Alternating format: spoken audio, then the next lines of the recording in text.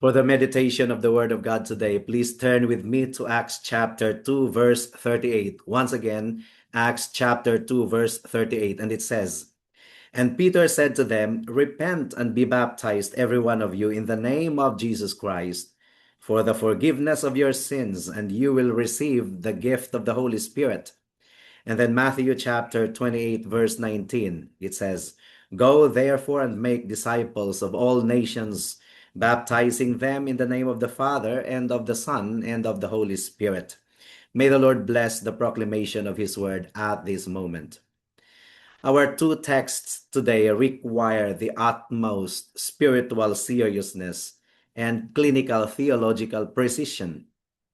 People today view the external ordinances of the church, especially the ordinance of water baptism, as a matter of mere personal choice, a subjective option, or a sentimental ritual that may be delayed indefinitely or altered according to human convenience.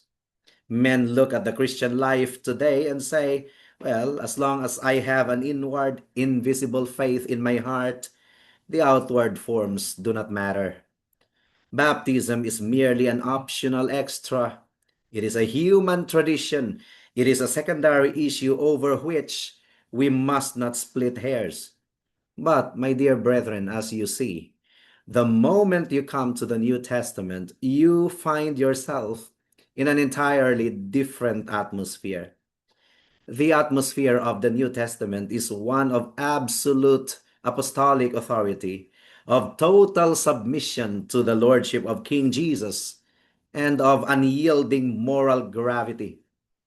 The New Testament knows nothing of that modern, loose, unattached decisionalism that claims the comfort of the Savior while defying the explicit command of the sovereign. When you look at the primitive church at the day of Pentecost, you do not see Peter concluding his masterpiece of expository sermon by saying, "Now, if you feel led, or if it fits your schedule, you might want to consider being baptized at some convenient point in the future." No, that's not what Peter said. The moment the Holy Spirit pierces their hearts, the immediate, inseparable, and non-negotiable step of public confession is demanded. Peter said, "Repent and be baptized, every one of you." Now, we are living in an age of theological confusion. How do I say so? Well, on the one hand, the Roman Catholic system has perverted this ordinance into carnal, mechanical act of christening, claiming that the application of water to an unconscious infant automatically regenerates the soul, washes away original sin, and makes that child a Christian. That's Roman Catholicism. That is a fatal delusion that substitutes priestly ritual for the sovereign regenerating work of the Holy Spirit. But on the other hand, much of modern evangelicalism has reduced baptism to a meaningless badge, an empty symbol that carries no weight, no vow, and no ecclesiastical accountability. Against both of these errors, my dear brethren, we stand firmly upon the bedrock of the Word of God. We maintain that baptism is the believer's public vow, the initial authoritative act of public confession that seals a disciple's allegiance to Jesus Christ within the context of His visible church. There are three parts of our meditation today. First, the divine architecture of the ordinance. Second, the New Testament pattern of baptism. And third, the experimental meaning of the vow. May the Lord bless the proclamation of His word today, and may He help us. May He open our hearts so that we may understand His word. Let us first ask His help in prayer. Let us pray. Oh, dear Heavenly Father, thank you so much for this opportunity that you have given unto us to meditate upon a very important subject, the ordinance of water baptism. And may you use this message in order to clear any confusion regarding the subject. And may we value this positive command of yours as a sign that we are submitting to your Lordship. Thank you so much, O God. In Jesus' name we pray. Amen and amen. The divine architecture of the ordinance of water baptism. Consider once again Matthew chapter 28, verse 19 and 20. It says, "Go therefore and make disciples of all nations, baptizing them in the name of the Father and of the Son and of the Holy Spirit, teaching them to observe all that I have commanded you. And behold, I am with you always to the end of the age." Well, let us look first at the origin and administration of this ordinance of water baptism. Baptism is not a human invention. Again, baptism is not a human invention. It is a piece of divine architecture, meaning to say it was God who ordained baptism. When our Lord Jesus Christ rose from the dead, having spoiled principalities and powers, he did not leave the church to wander in the fog of pragmatism. No, he issued the Great Commission as the perpetual earthly mandate for his visible kingdom. And notice the connection of water baptism to faith in Ephesians chapter 4, verse 4 up to verse 6. It says, "There is one body and one spirit, just as you were called to the one hope that belongs to your call, one Lord, one faith, one baptism, one God and Father of all, who is over all and through all and in all." Now, what do you notice, my dear brethren? Do you see the structural link here? The Apostle Paul inseparably binds the body, the visible local church, to the faith, which is the objective system of apostolic doctrine, and to baptism. There's a close connection, an inseparable link among them. Therefore, baptism cannot be administered by just anyone, anywhere. No, it is not an individualistic act performed in a swimming pool by a group of friends apart from pastoral oversight. It is a corporate ordinance committed to the custody of a biblically ordered church that actively upholds the right gospel faith. That's water baptism. So that water baptism to be valid in the eyes of heaven, it must be administered by an assembly that preaches the true, unadulterated gospel of grace. Now, we must address the phrase in Acts chapter 2, verse 38, because it has caused many to stumble. What does it say? It says, "Repent and be baptized, every one of you, in the name of Jesus Christ." Take note of this. "For the forgiveness of sins, and you will receive the gift of the Holy Spirit." Now, many people think that water baptism is the cause of or the reason why God forgives our sins. But no, the text does not mean that the water baptism washes away sin. That would contradict the entire matrix of New Testament theology, my dear brethren, which declares that we are justified by faith alone, apart from works of the law.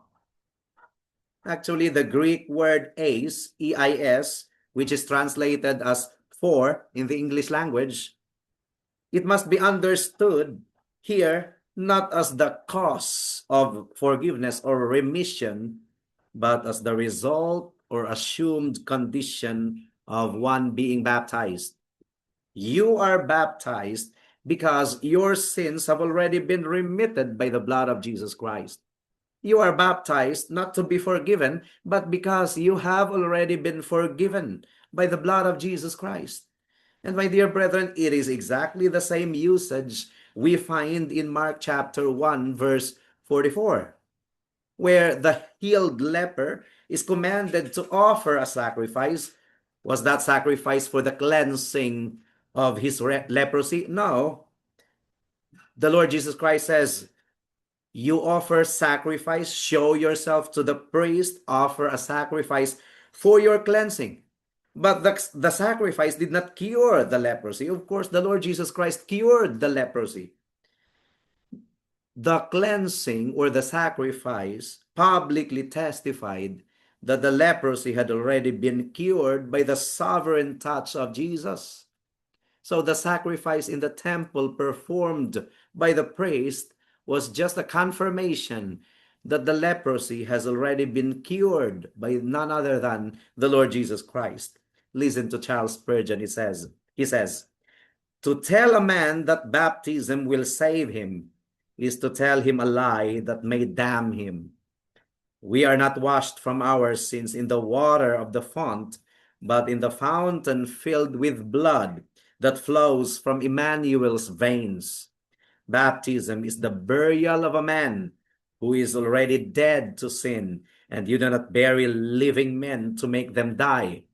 You bury them because they are already dead. So that's the first point. The divine architecture of the ordinance of baptism. Water baptism is not invented by man.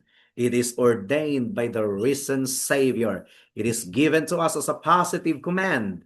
And if we recognize him as our Lord, we will really submit even to his positive command.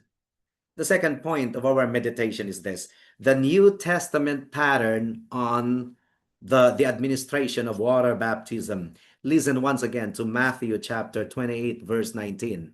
It says, go therefore and make disciples of all nations, baptizing them in the name of the Father and of the Son and of the Holy Spirit. And then Galatians chapter 3, verse 26 and 27, it says, for in Christ Jesus you are all sons of God through faith. For as many of you as were baptized into Christ have put on Christ. And then Colossians chapter 2, verse 12, I want you to consider these texts. It says, having been buried with him in baptism, in which you were also raised with him through faith in the powerful working of God who raised him from the dead.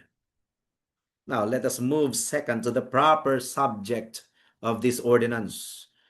The question, my dear brethren, is who has the right to step into the waters of baptism? Well, the text leaves us in absolutely no doubt. The confessing believer, and the confessing believer alone, has the right to step into the waters of baptism. He alone has the right to do that. Look at the divine sequencing of the Great Commission. The Great Commission says, go ye therefore and teach. It means to make disciples of all nations. And then next, baptizing them. Well, the pronoun them grammatically refers back to those who have already been made disciples by the preaching of the word. And therefore, baptism does not make you a Christian. It is your public confession that the Holy Spirit has already made you a Christian. The New Testament knows nothing of an implicit faith. No, it knows nothing of an implicit faith or a proxy faith. It requires a personal, conscious, articulate confession of Christ as Savior and Lord. And my friends, we must face this reality. The New Testament does not tolerate two categories of people that are rampant in the modern world. What are those two categories of people? Well, the New Testament does not accept a baptized unbeliever. It views an unregenerate person who has been sprinkled or immersed as an ecclesiastical anomaly, a hypocrite, or a victim of religious delusion. That's the first category. The second one is this: the New Testament does not accept an unbaptized believer or believer who is not baptized. The idea of a man claiming to love Christ, claiming to be justified by his blood, and yet refusing to submit to the very first public command of his master is utterly foreign to the apostolic mind. It's foreign to the mind of the Apostle Paul, and it's foreign to all the rest of the apostles of the Lord Jesus Christ. And what is the method of baptism? And we stand boldly and confidently that there is only one method of water baptism, and that is immersion. Immersion. For that is the meaning of the Greek language baptizo. It means to dip or to immerse in water. It is immersion into water in the name of the Father and of the Son and of the Holy Spirit. My dear brethren, let us not play semantic games with the word of the living God. The Greek word, once again, as I told you already, the Greek word used by the Holy Spirit is baptizo, which means, by literal definition, to dip, to plunge, or to submerge. Now, what about sprinkling or pouring? There are perfectly good Greek words for sprinkling, and that is rantizo, and pouring, that is keo. But the Holy Spirit deliberately bypassed them when framing this ordinance. And we have no reason not to bypass them. To substitute sprinkling for immersion is to strip the ordinance of its primary, divinely intended significance. Well, the contemporary Summarium Fidei Christianae Filipinas 2026 Confession of Faith, that's chapter 33, paragraph 4, states with magisterial authority. It says, to properly administer the ordinance of baptism, it is necessary to immerse the person completely in water. And why is it necessary to emphasize this, my dear brethren? Because immersion is the only method that accurately depicts your spiritual union with Christ in his death, burial, and resurrection. Because when you go under the water, you are declaring, my old life is buried in the tomb of Christ. And when you emerge from the water, you are declaring, I am raised by the power of the Holy Ghost to walk in newness of life. That is what is being visualized in the ordinance of water baptism. Imagine a man who attempts to pay his taxes with a beautifully designed, meticulously colored piece of paper that he printed in his own basement. Well, it looks elegant. It has the right figures on it, but it lacks the official seal and watermark of the state treasury. It is a counterfeit. It doesn't matter how sincere the man is. The bank will reject it because it does not match the mandate pattern of the law. And that is also true when it comes to water baptism.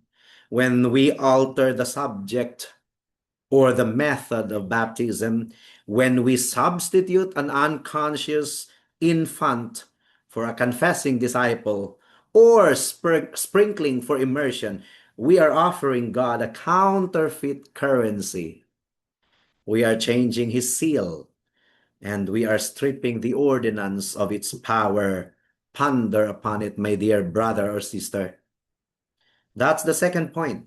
The third point of our meditation is this: the experimental meaning of the vow. And that is why baptism by immersion is really very important to emphasize.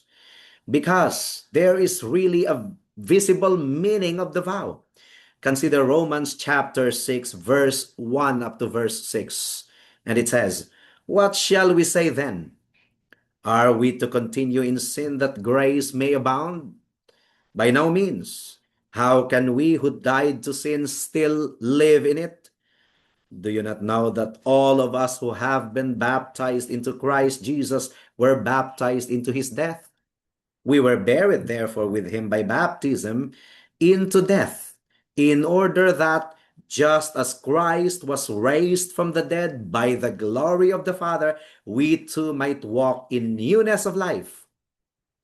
For if we have been united with him in a death like this, we shall certainly be united with him in a resurrection like this. We know that our old self was crucified with him in order that the body of sin might be brought to nothing, so that we would no longer be enslaved to sin. Now, we must come to the deep heart of the matter. What does baptism actually do experimentally in the life of the congregation and the believer? Well, it operates in a twofold manner. And what are they? It operates as a public covenant vow. That's the first one. And it also operates as an act of church admission. In Romans chapter 6, my dear brethren, when the Apostle Paul is dealing with a dangerous antinomian heresy that says, are, are we to continue in sin that grace may abound? That's Paul's rhetorical question. And how does he answer? Does he launch into an abstract philosophical argument? No. He appeals directly to their baptism. Paul says, do you know that all of us who have been baptized into Jesus Christ were baptized into his death? What does Paul mean here? Paul is saying, have you forgotten your vow? Have you forgotten that when you stepped into the waters, you publicly signed a death warrant over your old life? That's what Paul is saying in Romans chapter 6. That is why baptism is a solemn public vow to take your union with Christ seriously. It is a pledge of total allegiance, a declaration that you are cutting the shorelines of the world and placing your neck under the yoke of King Jesus. Anyone who refuses to make this step is, by implication, refusing to be an all-out disciple. Consider that, my dear brother or sister. You are trying to be a secret partisan rather than an enlisted soldier. Look at the historical narrative of Acts chapter 2, verse 41 and verse 42. It says, so those who received his word were baptized, and there were added that day about 3,000 souls. And they devoted themselves to the apostles' teaching and the fellowship, to the breaking of bread and the prayers. Now notice the immediate logical result. Baptism led directly to church membership. They were baptized, and they were added to the visible assembly. They did not wander off into the desert to live an isolated, independent Christian life. They bound themselves in a covenant fellowship with the local church, submitting to the apostles' doctrine, the breaking of bread, and prayers. Listen to Jeremiah Boraz. He says, God strands much upon the holiness of his ordinances. He will be sanctified in them that come nigh to him. To slight the order of Christ's house is to mock his wisdom. Once again, my dear brother or sister, ponder upon these truths. Now, how do we apply this to ourselves? For the believers, first, remember your vow in the hour of temptation. When you are tempted to sin, when you are tempted to violate the law of God. To those of you who are listening to this sermon today, who have been baptized, I exhort you to look back to that day. Just look back to that day when you are tempted to indulge in secret sin, when you are tempted to live a compromising worldly life. Remember the water. Remind your soul that you have publicly declared yourself dead to that old life. Do not play the hypocrite. Live out the reality of your burial and resurrection. And then another is examine your church identity.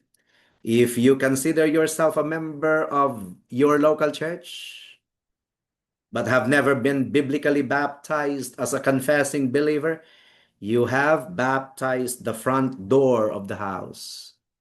You are living in a state of administrative irregularity and disobedience to Christ.